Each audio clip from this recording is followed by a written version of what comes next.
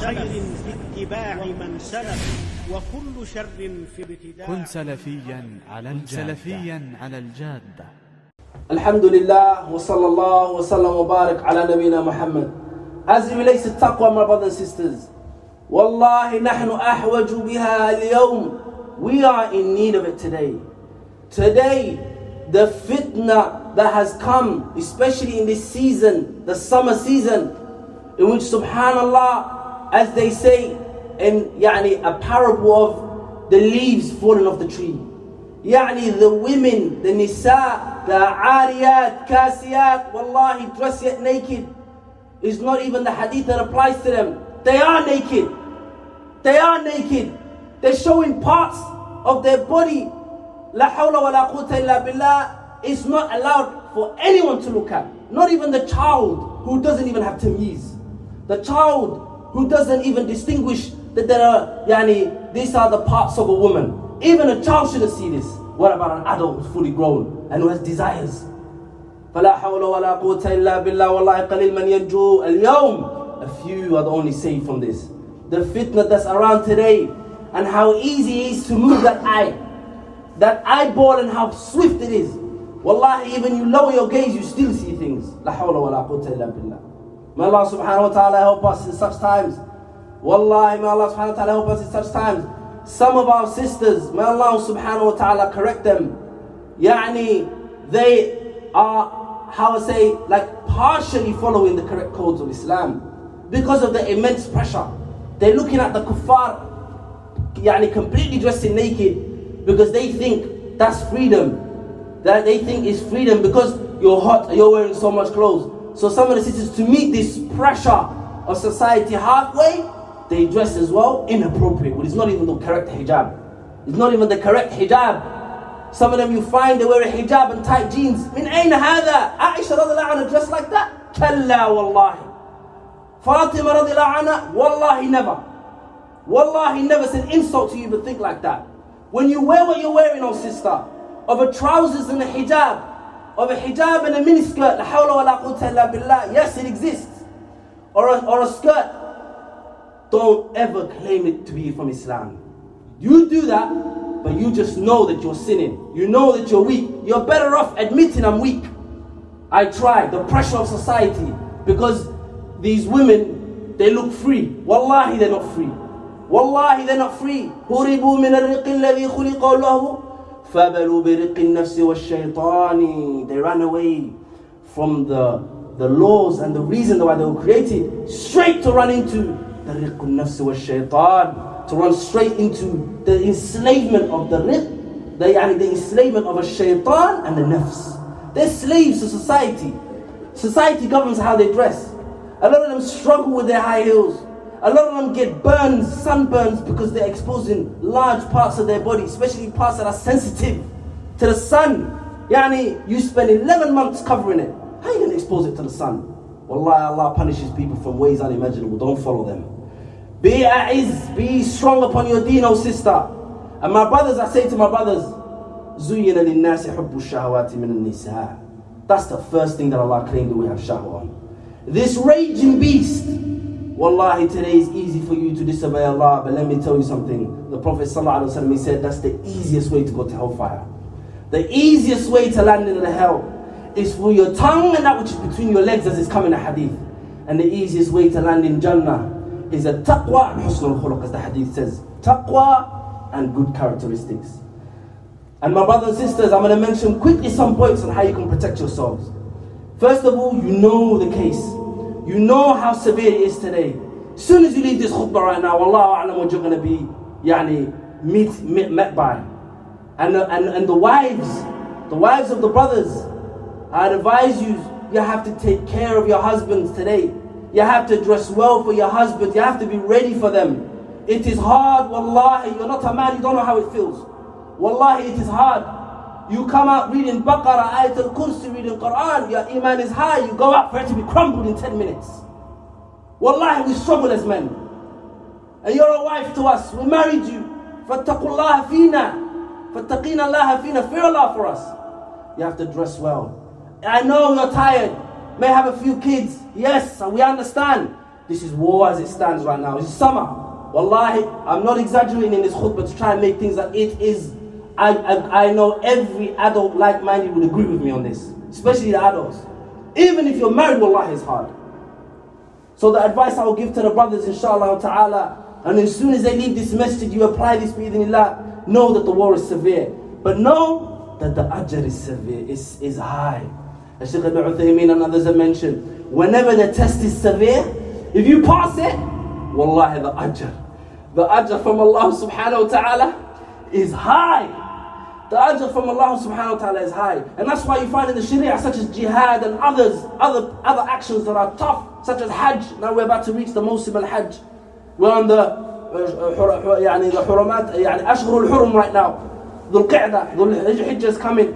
It is hard and tough, and that's why the reward and how many times it's mentioned is high.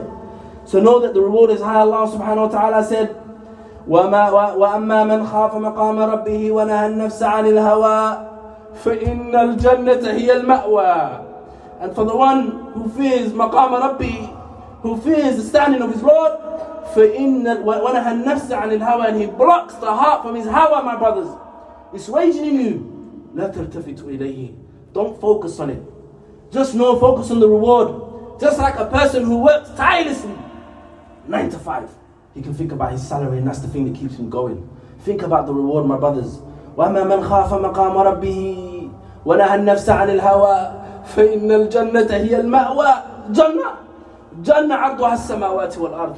Where there's no evil talk, no dissing, no hating, no judgmental, no nothing, looking down on something. That don't exist when you enter in paradise. فِيهَا مَا تَشَاءُونَ. In it is what you desire. And Allah said, وَمَا تَلَذُّ الْأَعْيُنَ. That which is beautiful to the eye. Allah said, تِلْكَ الْجَنَّةِ الَّتِي نُورِثُ مِنْ عِبَادِنَا مَنْ كَانَ تَقِيًّا. This is the Jannah we have promised for our servants. مَنْ كَانَ تَقِيًّا. The one who has taqwa. Who has taqwa. And a taqwa also, as some of the ulama mentioned, such as Abu Hurairah radiyallahu anhu, he mentioned a taqwa when he was asked. He said, have you ever walked in a thorny path? They said, yes. He said, what did you do? He said, they lift up their thobe or their lower garment to check so they're not walking on that thorny path. He said, that's taqwa. That is taqwa. And just like the poet said, لا تحقرن من الذنوب صغيرها وكبيرها ذاك التقى وامشي. They said, don't belittle the sin, big or small. That's taqwa. And walk like the person who يحذر ما يرى, who lifts up his thobe and they're treading carefully on a thorny path. يحذر ما يرى, being careful on that which they step on. That's what a taqwa is, my brothers and sisters. So Allah said, man kana taqiyya. Moving on from that. For last ayah, Allah said, ذَلِكَ جَزَاهُمْ. That Allah Azza wa Jalla says, وَالَّذِينَ جَاهَدُوا فِينَا لَنَهْدِيَنَّهُمْ سُبُلَنَا. Allah said, those who strive for our path, لَنَهْدِيَنَّهُمْ سُبُلَنَا. Allahu Akbar. You see these women out there, my brothers and sisters, they're all provocative and all dressed in ways that la hawla wa la quwwata illa billah, from centuries. If you even go to the old English folks, they will say, what on earth are these women doing? I saw a video, 60s. A video in the 60s. One of the women, and it's black and white video, or 50s maybe. They showed her a skanky top, small little top that looks like something you wear on the inner. And they said, would you wear this publicly? Wallahi, white, fully white English, non-Muslim girls. They said, do you think I'm a prostitute? That's what they said. That's what they said. Do you think I'm a prostitute? That is how it was not long ago. So my brothers and sisters, you have to fight the good fight and strive for Allah subhanahu wa ta'ala. Now the first point is that Iman billah. So that's the first point. The second point is to have faith in Allah, Tawheed, my brothers. Know that Allah is Raqib.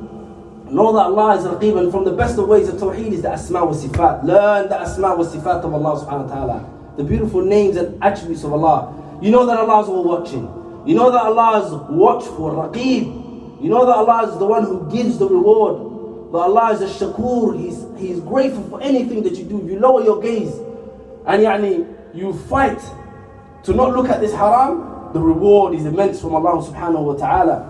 And so you should remember these names of Allah subhanahu wa ta'ala, that if you are planning to sin one day, والنفس داعية إلى الطغيان فاستحي النذر الإلهي وقل لها إن الذي خلق الظلام يراني. Then fear the look and be shameful of the look of Allah and say to yourself, the one who created this darkness can see me.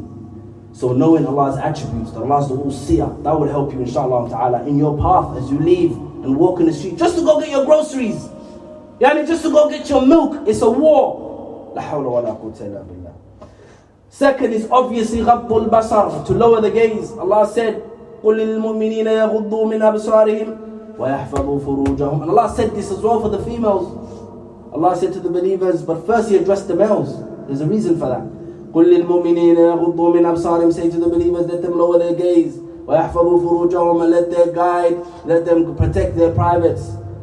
ذَلِكَ أَزْكَى لَهُمْ. That's purer for them. Wallahi, that's purer for them. There's no spread of STD and all those other illnesses except because people are freely, a'udhu billah, freely engaging with one another in intimacy and inviting each other to fahsha.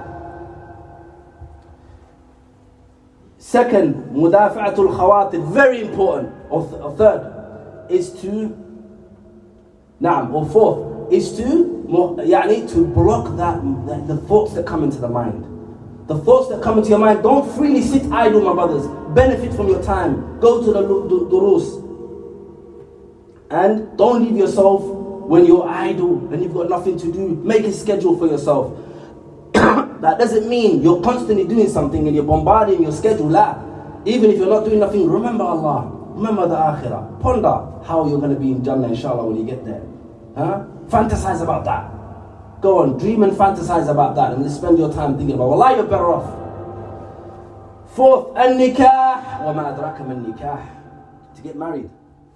And if you can't afford to get married right now, then remember the verse of Allah in Surah Noor. Allah said, وَلْيَسْتَعْفِفِ الَّذِينَ لَا يَجِدُونَ نِكَاحًا حَتَّى يُغْنِيَهُمُ اللَّهُ مِنْ فَضْلِهِ. Then let the one who doesn't have the means for the nikah, يَسْتَعْفِف. Let him be a person who's chaste and be patient and restrain themselves. And that leads to the sixth point, the way to restrain yourself and to be patient if you haven't got the means to get married. And if you can't practice the hadith of the Prophet ﷺ, in which he said, from the hadith of Abdullah ibn Mas'ud, Rawahu al-Bukhari, Ya ma'shar al-shabab, O gatherings of youth, من استطاع منكم الباء فليتزوج. Whoever has the ability to get married, then let him do so. ومن لم يستطع, and whoever doesn't have the ability, فعليه بالصوم, then upon him is to fast. فإنه له وجاء, then indeed it is a protection for him. Rawahu al-Bukhari. So that's the sixth point, fasting.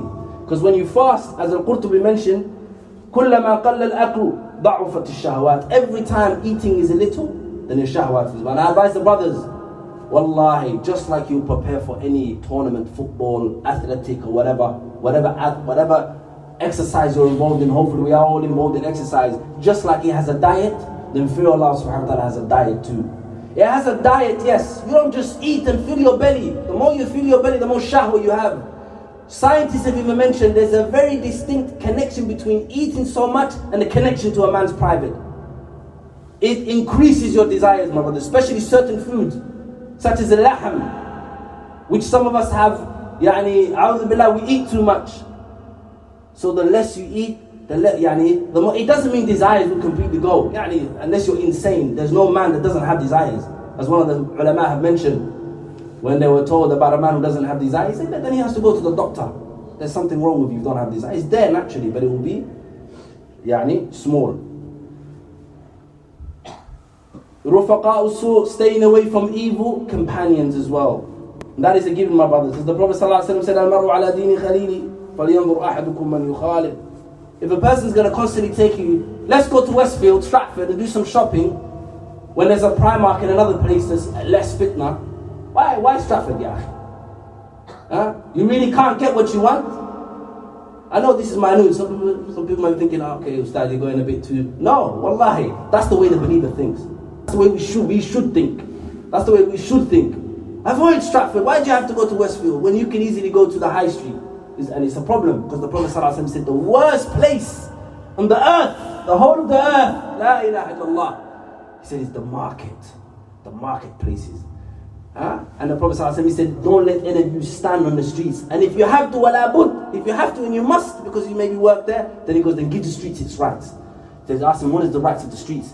He said, one of them was to enjoin the good and forbid the evil, and to reply to the salams, etc. So avoid these places, and avoid people who take you to such locations. There was a singer in Tottenham not long ago, I'm sure you guys are probably aware of since you're closer to north than east. She came not long ago, La hawla wa la quwwata illa billah. Masjid Sunnah in Tottenham, Bruce Grove, was flooded. The brothers would run to the masjid and run out because this singer came from America. I don't want to say her name, not worthy of being mentioned. They all came to flock to her as if they were doing pilgrimage, as if they were doing hajj to her. All of them naked, full, LGBT folks as well, all there. The masjid was overwhelmed. Well, look at this, look at the state that we're in. La hawla wa la quwwata illa billah. We chose to live here, so bear the brunt. If you can get out of this country, get out. I know it's a big topic, it's a can of worms. If you can get out of this country, get out. Yallah, how is it important it's for you? We have people jumping on skinny boats to migrate to this country, going through the plains of Libya, Sudan, some of them getting caught by highway robbers, ransom being ordered to be sent, others dying in the sea. For what? For dunya. I'm not saying we should put ourselves in destruction, but if it was the other way, it would make more sense. If you run on boats and cross the English channels and die on the way to get out of this country, and it's not something we advise, but you're better off. You're better than the one who's running here for dunya. But our deen, la. Wallahi, if it was war here and there was a gun on us, we would fight. But people need to understand the bullets are not as bad as that ideological warfare that's going on. So if you can and you have the means, don't just buy houses constantly here. Spend some of your money to do something, but to get out of this place. Lastly, my brothers and sisters, al-bu'd, I mentioned al-bu'd an al-makan al-fitan, al-hirsu ala istighlal al-waqt. That you have to benefit from your time, my brothers and sisters. Benefit from your time. If you stand idle, you're a sitting duck. So my brothers and sisters, I know I've said a lot, forgive me for taking the time. It is very important to remember taqwa. It's very important that we apply what we learn. As soon as we go out, the sun's out today. Even if it was raining, they don't dress properly. And I'm stressing more on this fitna, because this fitna is the one that's boiling right now. It's hard, wallahi. It's hard, my brothers. And my sisters, I want to repeat this again. If you are wives, then assume your duties. Fear Allah subhanahu wa ta'ala. And don't deny your men their night. Assume your duties to protect your man. Our sisters naturally are very jealous. Yes, let your jealousy be as well to preserve him. If you're so jealous, which is natural, you don't want him to go to another woman, he is a weak, the man is a weak one when it comes to this subject. Weak, wallahi. So help him out, he needs your help. Allah subhanahu wa ta'ala help us and guide us all, give us taqwa. May Allah subhanahu wa ta'ala help us to have understanding and apply that which we learn. May Allah give us the strength to fight every single fitna, and help us to die as fighters. Wallahu ta'ala alam. Subhanaka Allahumma wa bihamdik. Ashhadu an la ilaha illa anta astaghfiruka wa atubu ilayk wa aqimus salah. Allahu Akbar, Allahu Akbar.